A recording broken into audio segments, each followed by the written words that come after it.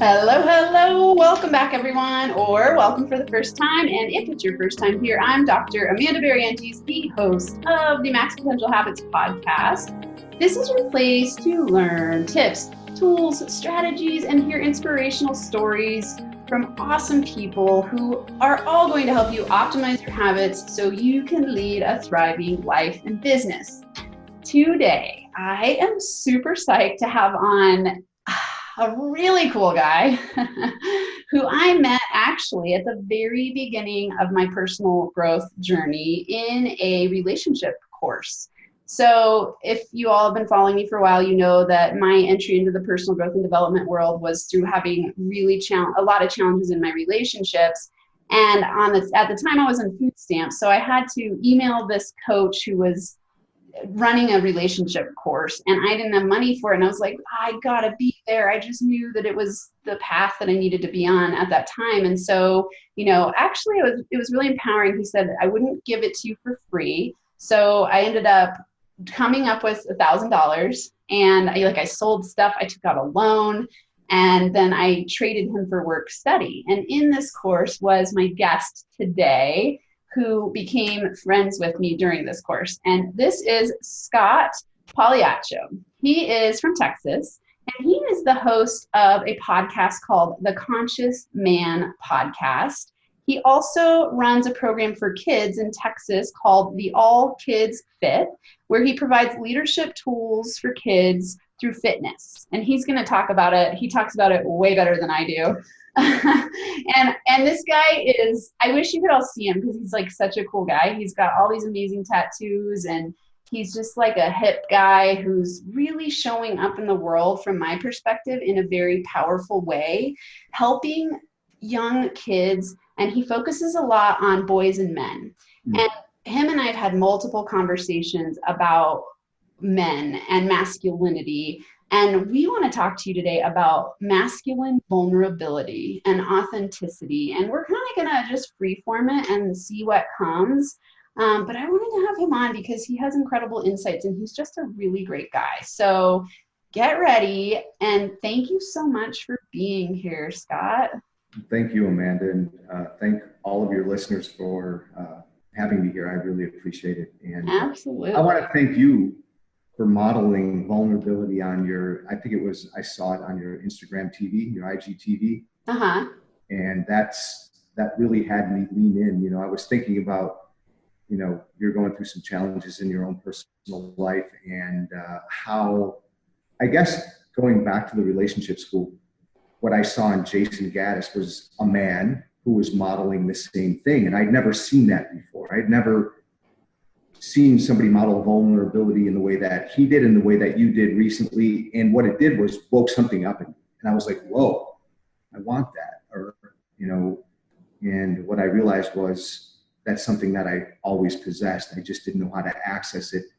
And like I said, he woke it up in me, and I'm like, okay, I'm on this path to figure out how to start being that way, how to start showing up that way for my children, so they then get that download, rather than being what I got was shut down. My father was shut down emotionally, and my mother was like, Italian, screaming, yelling. And so I kind of picked that up, and I didn't want my kids to get that download. I didn't want that to be what they carried on to the next generation or the next 7 generations. So I'm appreciating you, and I'm appreciating Jason. And thanks for having me on. And you're so welcome. It's such an honor. I love that you highlighted that, because Jason Gaddis. So when I started, for those of you listening, I don't know, I've shared this in other places, but I don't know if anyone's heard it here. If you're interested in relationship development, he has a podcast called The Smart Couple.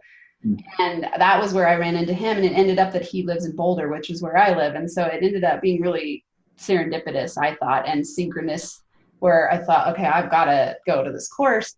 And something that you're highlighting, Scott, that I think is really important is the way that powerful people get to change the world is when they show up authentically.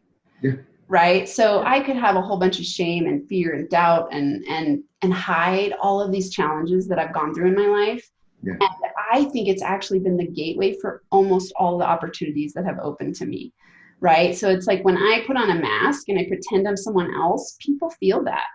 Yeah, absolutely. Yeah, for sure they do. Yeah. So when you actually show up self-revealed, it's terrifying. I mean, it's not easy, No, right? no, it's not easy at all. It's like, oh God, am I really going to do this? Like, what are my people going to think? Are they going to judge me? Is this the right thing for my business? And then I simultaneously thought, you know what? This is real. This is what's really going on in my life, and it's okay. And if I can even help one person out there. So it was so powerful when I got to hear from you that it helped you show up more authentically. Yeah. Yeah. It was amazing. It really was. Like that's exactly what it did. It called me forward. It was like, hey, you know, you gave me permission to then do the same thing. And that's what I love about vulnerability. There's somebody out there.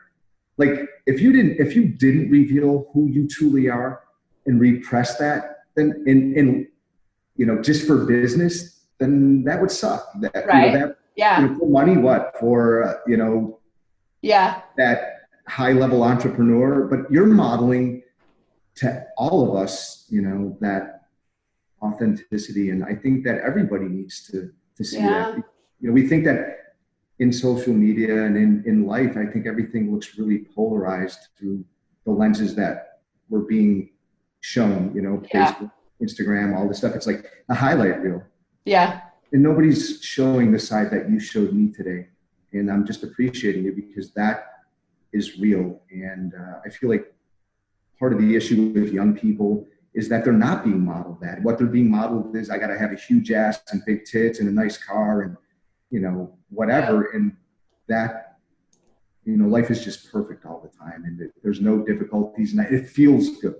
Well, life doesn't fucking feel good all the time. It hurts sometimes. And, you know, we fall down on our face and we get blood in our mouth and go through painful shit. And like you said when we were talking earlier, that facing those fears and facing those difficulties and that conflict is the path through to happiness and connection with ourselves and with other people. And that's Yeah, you know, something that I want to point out to everyone listening, what you're really highlighting that I'm noticing is like I talk to people about creating win-win relationships. Mm-hmm. And when you were highlighting like, well, if I held back and I didn't share, it's a lose-lose because I lose because I'm stuffing and being fake and repressing and having to hold on to that. And other people lose because it doesn't give them permission to show up authentically. Right. So when you choose vulnerability, and you know, vulnerability is one of those kind of buzzwords, I think, in a lot of ways. And what does that really mean? To me, it really means that you're willing to show up fully expressed with all sides of yourself, not just the ones that look shiny and beautiful. Exactly. You know, it's like, that's just not realistic. And if we try to live a one-sided experience, we're going to get knocked on our ass. Yeah. And I learned that, I think, from your main mentor, Dr. DeMartini. Like, it's the synthesis. I don't even know what the word is. Synthesis and synchronicity of complementary opposites. Yeah. It's like both.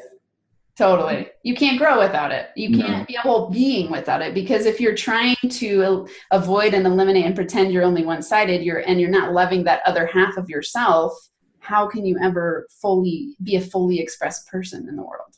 Yeah, so that's the shadow, right?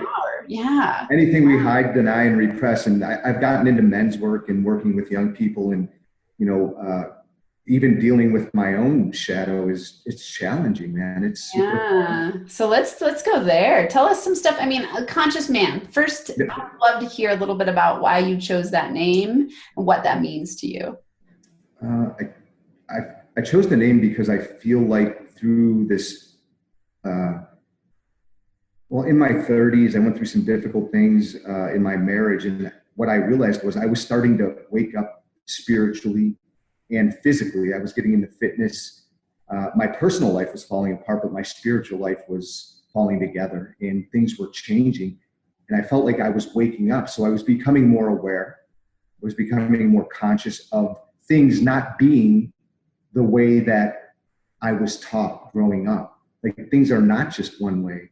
There are a lot of different ways. And I just realized that I am continually growing and developing myself. And I didn't know there was this whole genre of people who were into growth and development. I was just like mindlessly walking through life, like on autopilot. I didn't know you had to work on yourself constantly. I thought you get married, you have kids, you go to a job, you retire, you die, and that's it. Yeah. I didn't know there was all this work to be done, you know.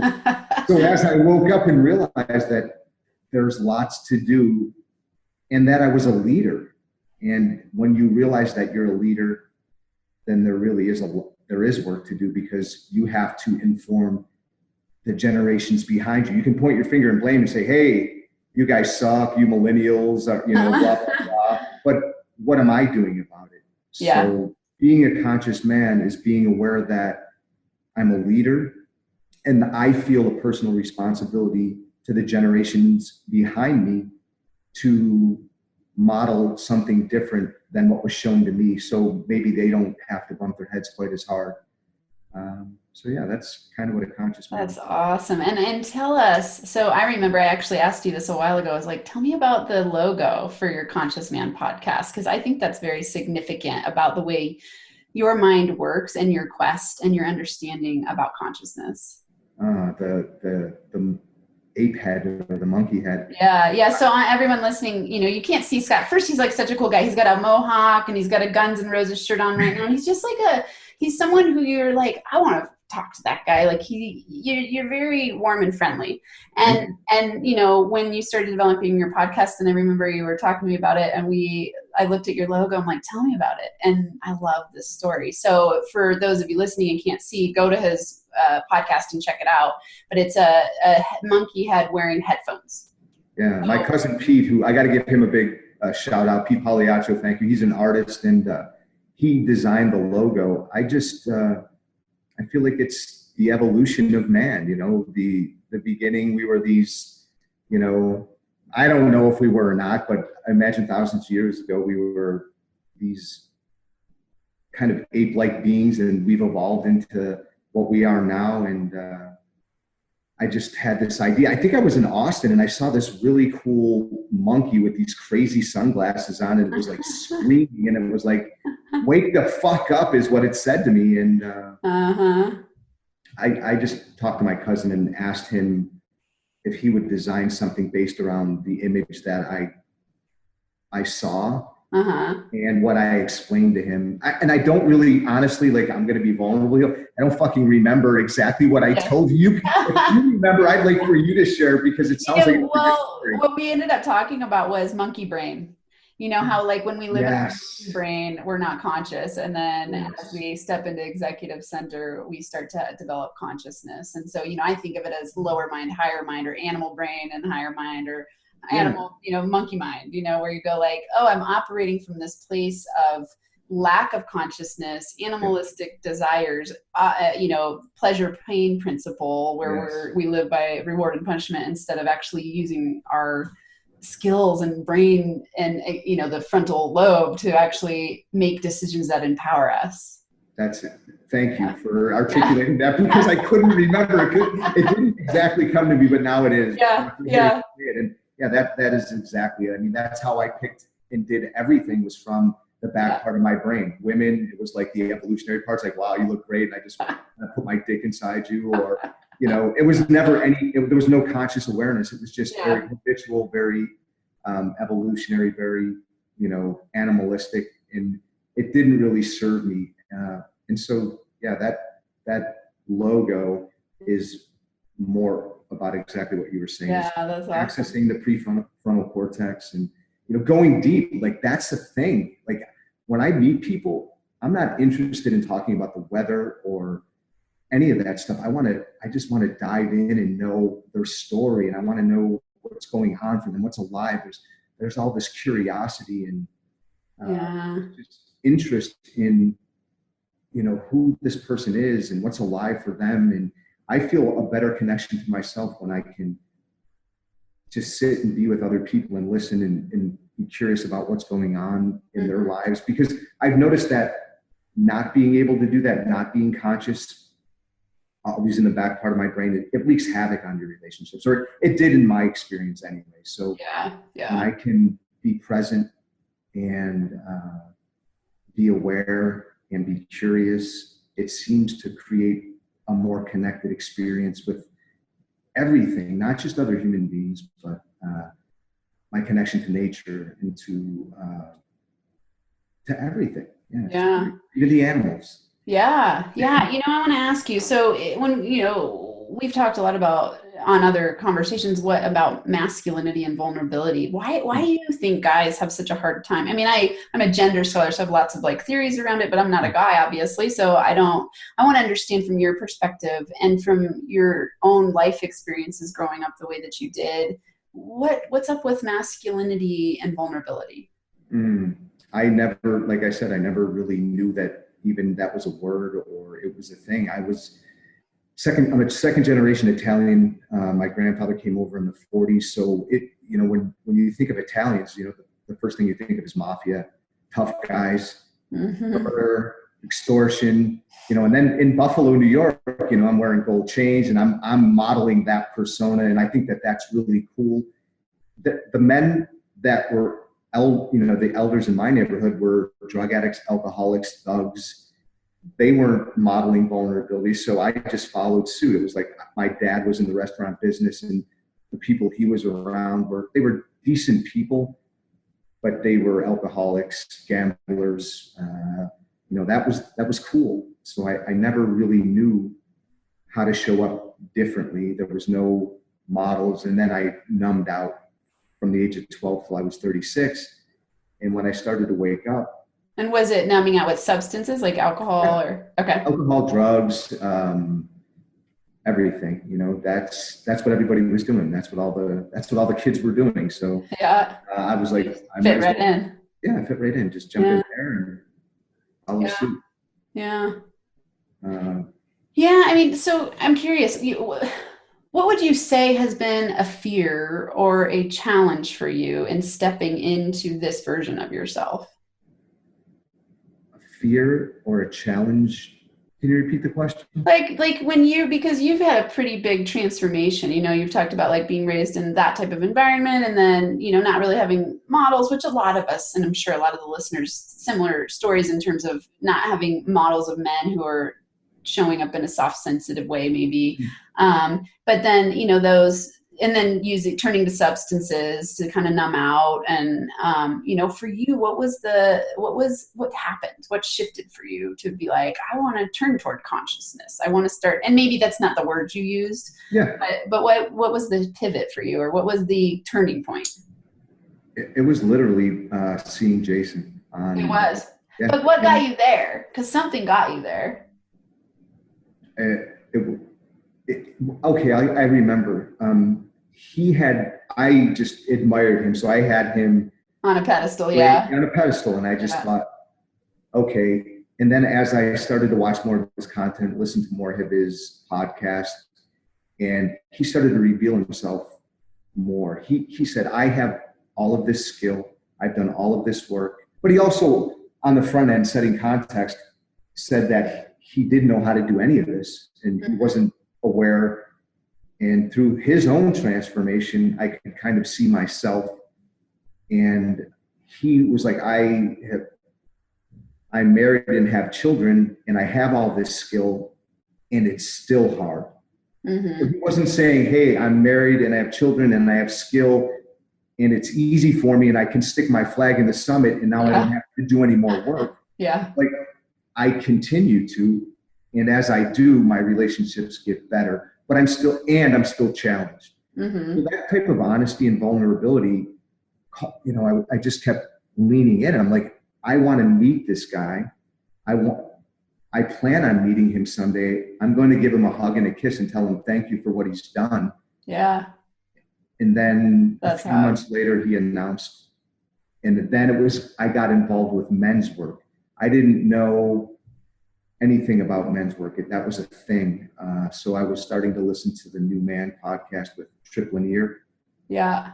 Jason and him put together a product, and it was a men's group. So I bought that and started to figure out, how do I start a men's group, and what is a men's group?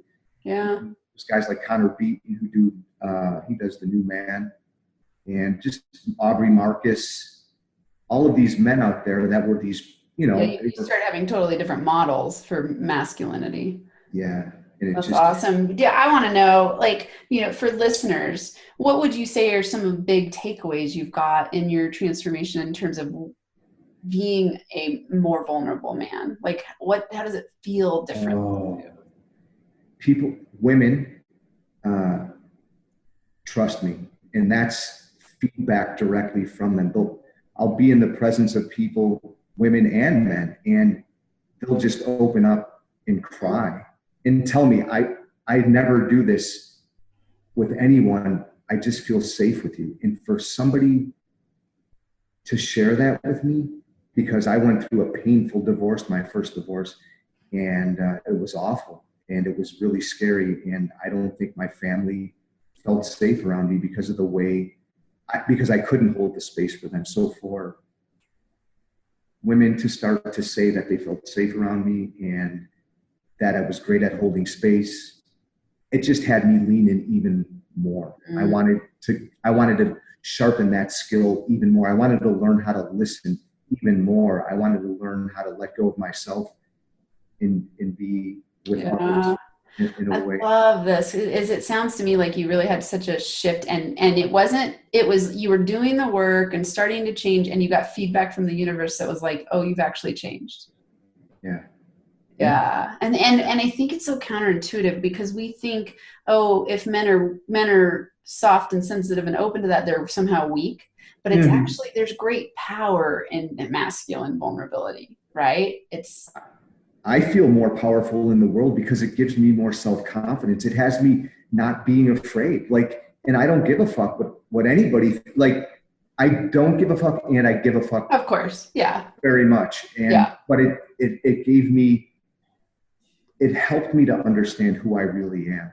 Like owning that part of me has me seeing that I'm showing up more powerfully. And in doing so, it's just like this superpower, like, man, I can accomplish anything. And it's like, just thinking about it right now in my body, I feel like I'm leaning forward in the chair and I'm feeling it in my chest and my muscles feel like, I just feel like I'm actually getting ready to do a 30-mile, 60 obstacle Spartan ultra race. Wow. And that's something I didn't think was possible for me, but this transformation, this vulnerability and all this feeds into me not being afraid. And it's like, you know what, I'll fall on my face and it'll be okay. I'll just get up and continue on. It's like, the universe can't punch me in the face hard enough to keep me down. And I got it. I love this. It reminds me, I have the same, it's been similar for me in terms of changing so much in the last 3 years. And I think that, of course, I still have fear because it happens, but I face it differently and I overcome it differently, or I embrace it differently, right? Like I go, oh, that fear is actually an indication of me knowing I need to lean in and go take that next step, right? So when I feel afraid of something, and obviously I'm not talking about when you're in real danger, which is maybe 50% of the time when you actually have a physical threat, or, the problem is our brain doesn't know the difference between what's real and what's made up in our mind and those fears that we limit ourselves with. So now when I have those fears, the old me would have shrunk, hidden, maybe made excuses in my mind about why I couldn't do it. So I would only set goals to like my stretch point of like, oh, if I 100% know I can make this happen, I'll do it. Right. Okay. So you weren't going past there. Right. So now is that really I'm like, oh, I'm terrified of this, which means I need to fully lean in and do it, And so it's like, I have a different, because I'm much more myself. And it sounds so weird to say. I think the authenticity thing is a funny topic because how are you not ever yourself? You're just yourself. Like you're showing up but you're showing up authentically masked or you're showing up authentically revealed, I think. Yeah. And so, when you're talking about these people saying they feel safe around you, I think that something that people don't know is that when you show up with your masks dropped, you give people permission to be revealed, which makes them feel a sense of trust. Yeah. Right? Yeah, absolutely. When you try to connect with someone who's hiding something or scared of themselves, you feel it in your energetic connection, right? Like we're all connected by invisible forces. So when people say one thing and do another, you feel it energetically. And there's a lot of different reasons why people do that. But I think that's something that I really value about, you know, like our conversations where I'm like, oh, you should, like, you just say it. You're like, I'm terrified right now. Or, you know, I feel really, you know, all these things. It's just like, that's a very powerful way of being for a man. Thank you. And I just feel like, for anyone, let's say for anyone. Yeah, it is. It's men and women, because that's what I'm realizing too, is we say men are this way, women are this way, but it's kind of a generalization. And of course. Well, I want to add, I love that you said that. I mean, as a sociologist and gender scholar, we talk about it as along a binary, and we put men and women in these boxes. But the interesting thing is we grow up socialized in these ways, right? So we expect men to be tough. We expect them to be providers. We expect them to be, you know, like we train boys from very young ages, like boys don't cry, get up, you know, be the man of the house, like all these things, right? And it teaches them to be tough. And then at the same time, when we get married to these men, we were like, be soft and sensitive and be tough, be this and be that. And it's very confusing. And how do you show up in both? You know, so the work you're doing, I think, is incredibly important. Thank you. I appreciate that. Yeah. So for, you know, for any of the guys listening, you know, young and old, what would be some advice you'd have for them in terms of showing up as a more conscious man? I would say absolutely either start or get involved with a men's group. Not recently, this has been over a year ago, as I got involved with the Mankind Project. And I did one of their experiential weekends, and I love things like that, like the relationship school where we met, that experience, but this is primarily for men. And even though I'm 52 years old, it was a rite of passage. It was all these rituals. So I feel like in indigenous cultures, they gather up, you know, the elders gather up the young men and they take them from their mothers and they go through this rite of passage and they come back as men. There's this, you know, this ritual, and that didn't happen for me. The ritual for me was go out on the streets and hang out with junkies. And turn into one. And so that's some gold chains. Here's some gold chains and an IROC Z, and snort some cocaine and drink some 40s and play gamble a little bit. And so this was an opportunity. And I want to share this, if you don't mind. This was so life-changing for me, is through this experience, they strip you of everything. There's no technology. It's very cold in the beginning. It's kind of a little bit meant to kind of scare you, not scare you, but it's like, you don't know what's going on, and it's very disorienting. And then as you go through it, you're starting to shed these layers, and then to reveal this vulnerability, this consciousness. And they use some Indian rituals, and one of them is a sweat lodge. And there are some elders that their job specifically is to build these by hand. And we were out in this property in West Texas, past Waco, and I have this fear of closed spaces, spiders. So a little bit of claustrophobia, and I don't like spiders. So we get out to this land. It's 100 degrees. We're getting ready to go into this tent. But the cool thing about this type of work is these men it's a non-shaming, non-blaming, safe container where we can practice all of these tools on how to show up stronger. So I felt safe in going in, but I was scared. And, you know, they mentioned it. You don't have to stay. If you feel you need to leave, then you can go ahead and leave. Just sit close to the door. So we get there.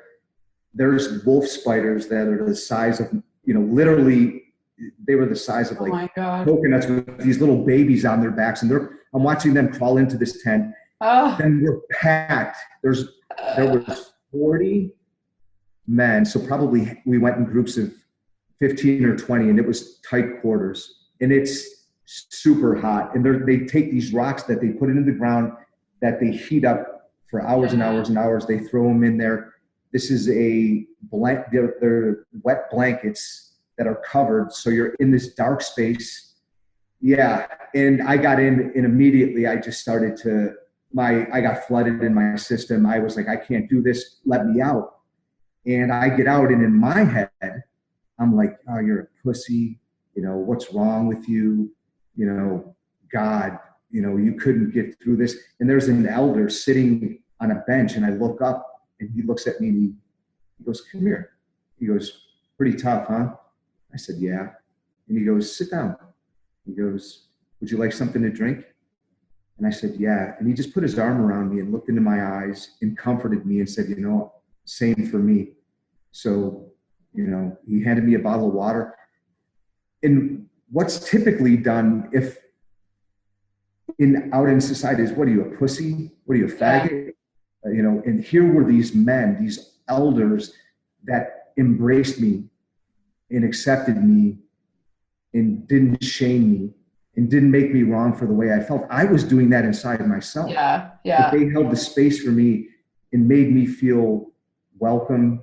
Wow. And they didn't, it was just beautiful. It was just an amazing experience. What a powerful experience. I mean, there's so many gems there that I want to think about and talk about it. One thing I'm thinking about is how we can be our worst enemies, beating ourselves up with our self-talk.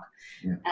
And when someone shows up to remind you that isn't necessary, and on my last podcast that I solo recorded, which, it won't be in alignment with, it won't be the last podcast when people listen to this, because I release my guest interviews in a different way. But in my podcast, The Benefits of Affairs, it was this, I talked a lot about shame.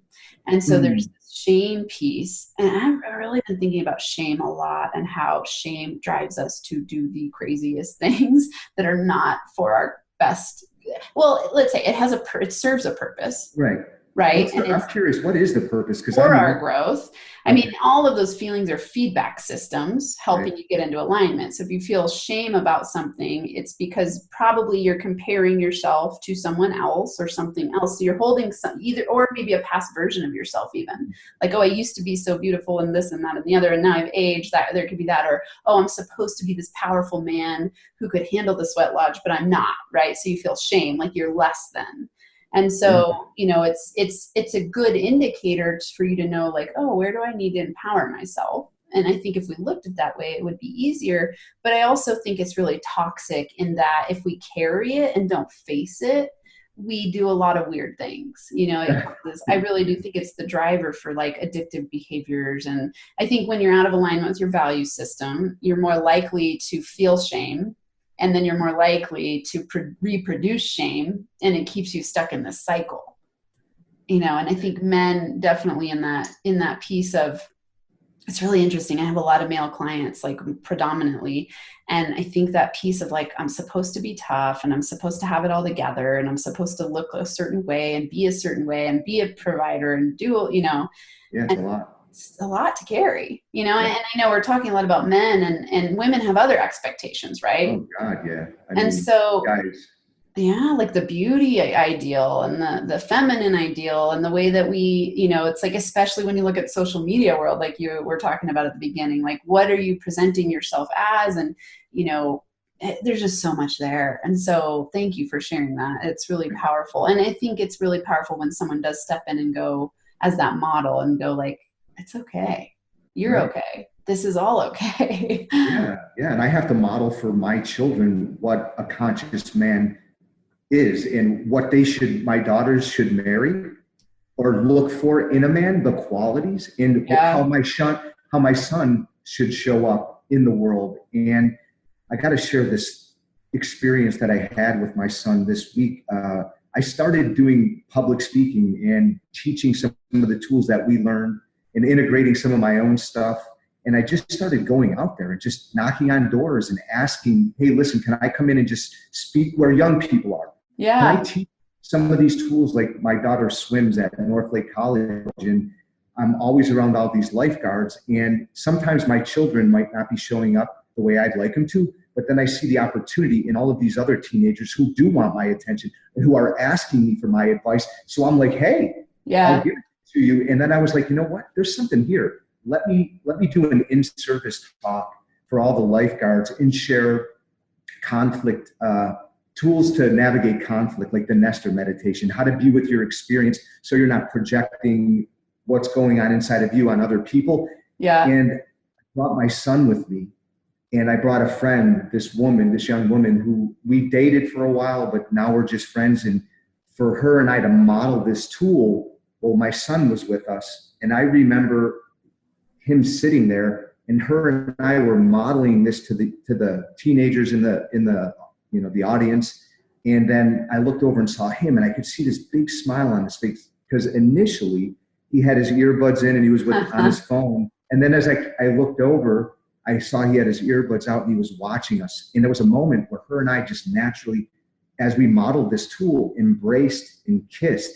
And I saw the looks on the kids' faces, and they were just, you could see him glowing and happy. And I saw my son, and same for him. So sometimes I think he's not getting the download, or my kids aren't getting the download.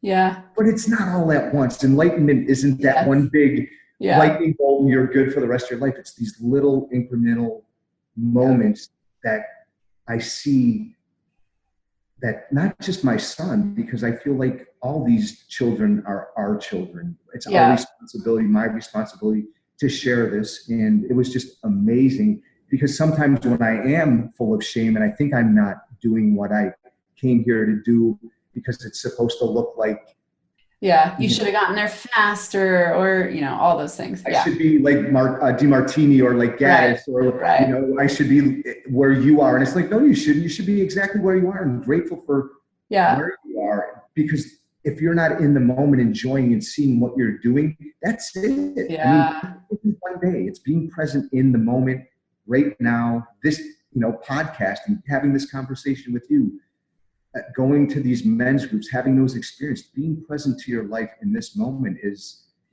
greatest. Yeah, and it's such a powerful tool. What you're talking about or a powerful way of being, using what you've learned to empower other people, and your son gets to watch you grow.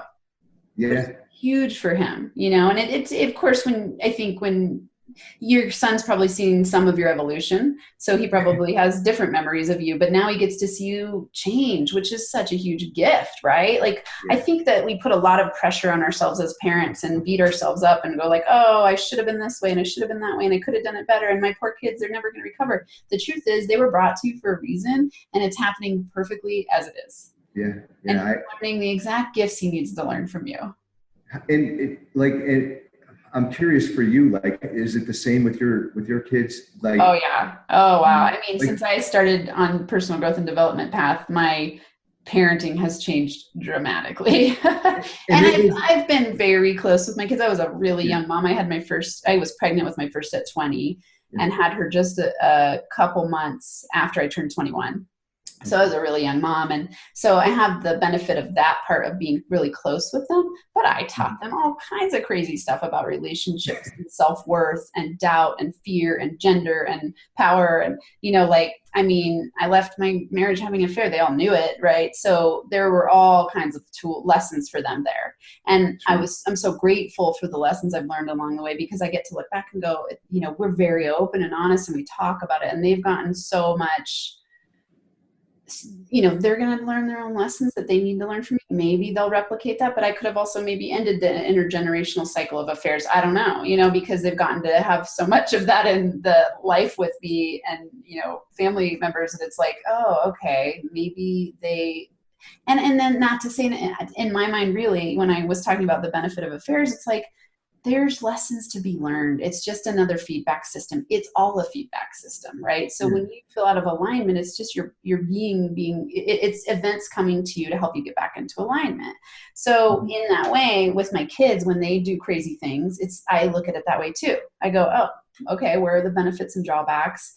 And what are you learning from this? Like, what can you learn from this? Yeah. And so, my parents, rather than making them wrong, right, and shaming them.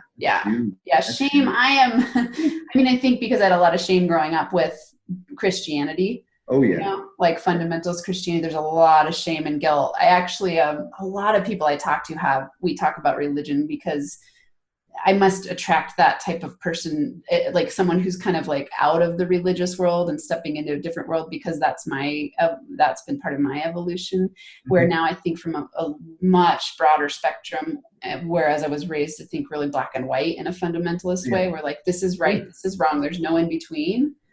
And so having that gift and helping my kids, being able to be a parent who's much more expansive, I think has been really, really helpful for them. And so they're just going to learn different lessons, right?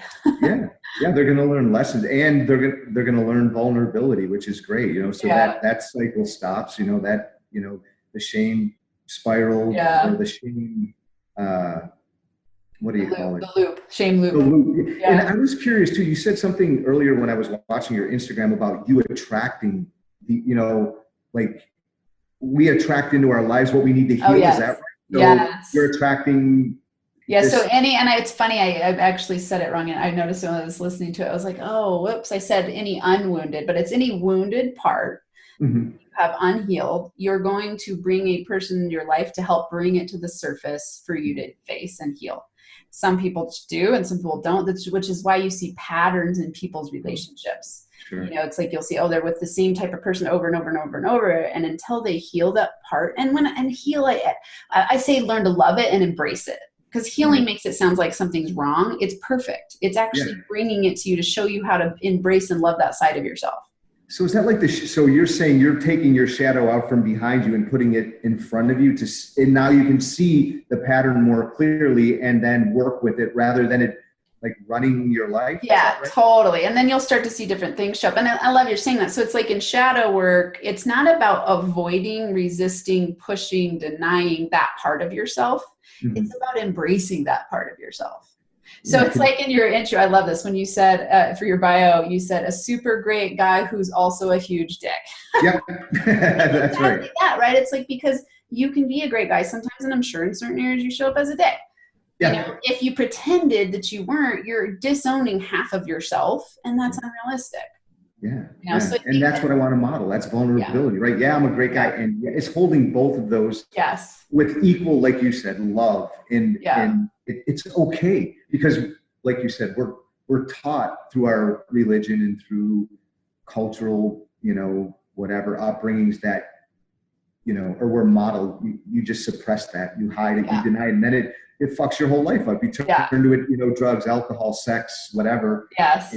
So it's such powerful work. I love that about that work, and that you and I talk about shadow work a lot, and it's like DeMartini would never call it shadow work, and there's a lot of different ways people practice shadow work. I mean, his method is basically like a scientific method of shadow work from my perspective. Okay. Like I learned shadow work originally from Debbie Ford, and she's really the one who made mainstream the term shadow work, and it's from Jungian philosophy. It's from what philosophy? Carl Jung. Oh yeah, yep. So it's really, she was the one who made that mainstream. And some people in shadow work are kind of like, oh, you've got this shadow and you need to bring it to awareness and kind of get rid of it. Some people teach from that way. That's not the way that mostly because I'm trained by DeMartini, I totally agree. It's you embracing and owning that you have all sides. So that's DeMartini's method, is to embrace it. Yeah. And I don't even know if I use the word embrace, but to own it. You're owning that trait. You're owning that characteristic. So it's like in my, the benefit of affairs, it's like I get to own, where do I cheat? Where do I lie? Where do I hide? Where do I, where am I distrustful? All those things. If I just pretend and point the finger and go, you're this way, you're this way, you're this way, I'm disowning that part of myself, which means I most likely would attract another person who does something like that, so that then I can own it. So did you like go through and list out? Oh, totally. Yeah. Did you really? How many? Which is why I can, people have said to me, this just happened a couple weeks ago. I found out in the last few weeks, the unfolding of of what was occurring. And for me, of course I had my sadness, and I let myself experience it and feel it. And then I'm like, okay, do my work. And so I do my method on myself, and I have a grief and loss process, and I do all those things. And then people are like, how are you so okay? And I'm like, it works. I'm not just learning these tools because they're bullshit or fluff. They work. It works. And you're not giving them the power for your okayness. You're like, exactly. That's his shit to deal with, and this is mine, and I don't want to take on his, or I'm not going to allow that to control. But again, that's becoming more conscious, more aware, having tools. You're a conscious woman. You're able to work through that, whereas most people don't have this understanding, this awareness. They're just like, they're left being at, that the hands of the other person. Like, totally, their well-being is in their hands. Yeah. And it's like the blame game, right? Like a constant blame game. Like, you are the reason I'm so miserable, which is so disempowering. That's super victim-y. That's like, totally. Yeah. And I know I have that in me. Wake up to that. Of course there's evolutions of it. It's not like I don't believe in enlightenment. No one ever gets there. It's a constant process. It's like an unpeeling of an onion. Like, I unpeeled this layer. Oh, now is the next layer.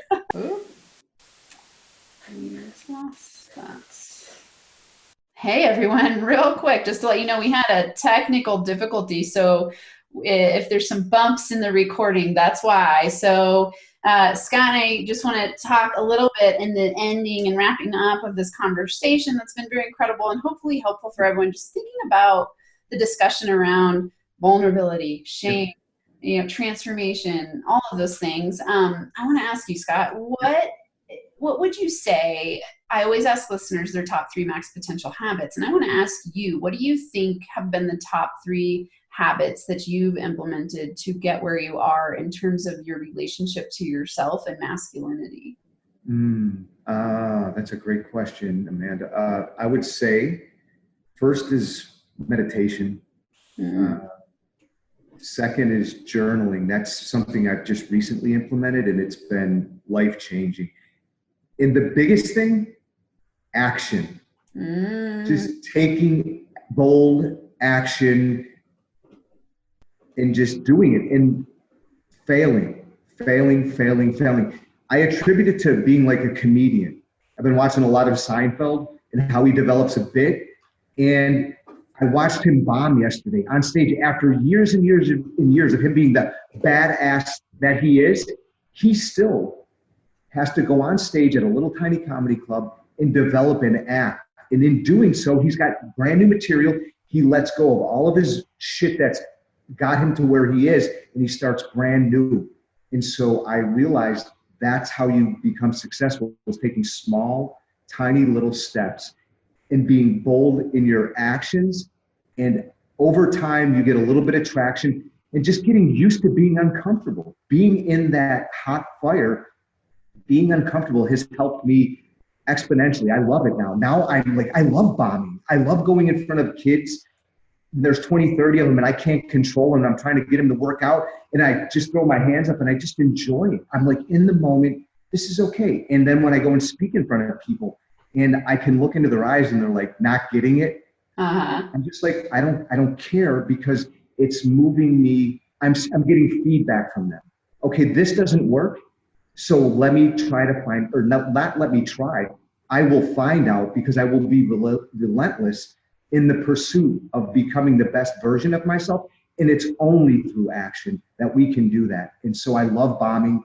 I'm not afraid of it. I love being vulnerable. I love falling on my face. And guess what? I get up, I dust myself off, and I keep going. But it's action is the biggest thing that's helped me, the best thing. And you've inspired that in me. I see how you constantly just, through your relationship, you just keep going. You keep going. And you know what? The people that can't keep up, then they fall away. And it's like, I only want to surround myself with people who are vibrating way higher than I am. So I keep going up. So it's like the people are falling away. And it must be that I'm on the right path because I'm not supposed to be around those people anymore. Yeah. There's nothing wrong with them. Right. Just different. I love this. For those of you listening, I was listening to Dr. Joe Dispenza. Do you follow any of his work? Okay. So I was listening to his book, Becoming Supernatural. And he was talking about how when you start to shift, get ready to lose a whole bunch of stuff in your life, because when you resonate at a higher frequency, then all of the things that are not resonant at that frequency will fall away. Yeah. So it's like, that's why our relationships change, because as you grow and evolve, you actually literally resonate at a higher frequency, and the mismatch and disharmony of those who aren't keeping pace are going to fall away. It's not a bad thing. No. It doesn't need to be judged. It's just like, okay, this is your evolutionary process to be on that growth path. I want to ask you, meditation wise, do you have a system that you use, or how do you meditate every day? Yeah, that's another great question. Yeah, I do, and it's the first thing in the morning, and the first thing before I go to bed. So okay, I'm letting go, and usually it's just something simple. I'll just get on YouTube and I'll do a guided meditation. And also, I like that you mentioned Joe Dispenza. He has a great meditation, and I've been using that a little bit. And in the morning, his morning and nighttime one. Yeah. I use those too. They're amazing. Or just get on like a 10-minute morning mindful meditation where it just gets me really present instead of into reactivity of life. And I get really present, and I'm better. I'm creating my reality. It's not happening to me. I'm happening to it. And so it's before I go to bed and when I get up. And sometimes it's not just sitting there, in a cross-legged full lotus position. It's never that. It's actually, sometimes it's while I'm getting in the car and I put my earbuds in and it's on the way to work. I can breathe. I don't have to have my eyes closed. And I think it's important for the listener to understand meditation is evolved too. And it's not just meant to be done in a cave or sitting down or in a corner or you could do walking meditations or breathing while you're driving to work, or absolutely. I love that. And then for you, journaling, is that something you practice consistently as well? It has been, yes. And it's been life-changing, because what I'm realizing is when I speak, I'm going to have to write content, and it just helps me. So in the morning I meditate, then a little bit later on I'll journal. And I'm starting to see what's going on inside of me and how it's shifted. I was like, wow, that shit is really dark a week ago. And today it's like, whoa, this is nice. And it like actually uplifts me. And I'm like, I can literally see through my words in reflection what's going on for me 2 weeks ago to what's happening now. And it's like, all right. Yeah, I love this. I mean, for those of you listening, if you were to go back and listen to every interview I've had, I think probably, I want to calculate it at some point, but a high percentage of the people I've interviewed say journaling. It's a very powerful practice that I think of it as a relationship with yourself. And it's helping you raise your consciousness of yourself and your thoughts and your inner world. And then that helps you see patterns. And you it's like, imagine you and I were in an intimate partnership and we only saw each other once every month. We're not going to have a very great relationship, right? Like if we were in an intimate, like couple. I don't know. Maybe but I mean, like, let's say we would need to talk on the phone or do something to stay connected, right? But we tend to overlook our relationship with ourselves. Big time. To me, your journal is your relationship with yourself. And so I think it's incredibly important to foster every day. And of course, with my business people, I frame it as a business journal, but really it's gaining clarity and personal power and self-mastery through developing conscious awareness of your thoughts.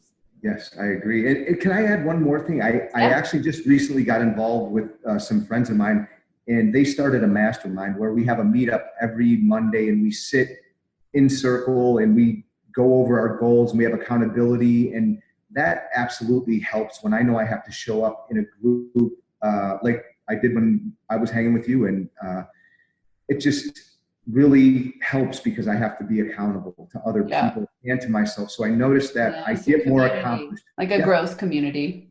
Yeah. And it sounds like that's something you also had in your men's group or have in your men's group. Absolutely. Okay. So growth. I'm going to add that as a bonus habit. Absolutely. All right. So I know that there's going to be people here for sure that want to hear from you, connect with you more. How can they find you? On Instagram, it's Scott Pagliaccio, Pagliaccio, The Conscious Man. The podcast is The Conscious Man, and just look for the black and white ape head with the headphones on. It's on iTunes, Spotify, all the places you listen to podcasts. I think it's like 9 platforms. DM me, email me, Scott@theconsciousman.net. Awesome. And I will, for all of you listening, I will put his links in the show notes. So if you're looking for those, they will be there. Thank you so much. It's been an honor and a joy for everyone listening. I will be back next week with another Max Potential Habits tip, video, podcast, YouTube, all the fun, IGTV. Yeah. Before we get off, can I share impact of what it's been like to be? Oh, yeah. All right, I'm just going to drop into my body. I'm feeling a lot right now. I'm feeling love most of all. Like I can feel this lightness in my body, and I just feel this heart connection with you. I feel appreciation. I feel seen and heard and understood, because I feel like when we get together, that power or that energy transfers, and now I'm getting ready to go work out, and I'm energized and I'm excited, and I feel grateful, appreciation, love, and just gratitude. So thank you. Thank you. That lands really deep, and I appreciate you so much. Something that I've been very grateful for in this evolution of myself is having incredible people in my life who are on the growth path and really step into their hearts and show up in such powerful ways. And I, it's such a gift. So thank you for being here. Really, it's been an honor. Thank you. Thank you. All right, everyone. I'll be back next week. Make sure that this week you thrive and feel alive. Take the actions you need to get where you want to go. Step into your vulnerability. Step into your power. Be as fully expressed as you can. And like Scott was saying, take bold action. Yeah. And if you want to have a better connection with women, drop into your heart, man. And the best for me. That is a great spot to leave on. All right. Bye, everyone.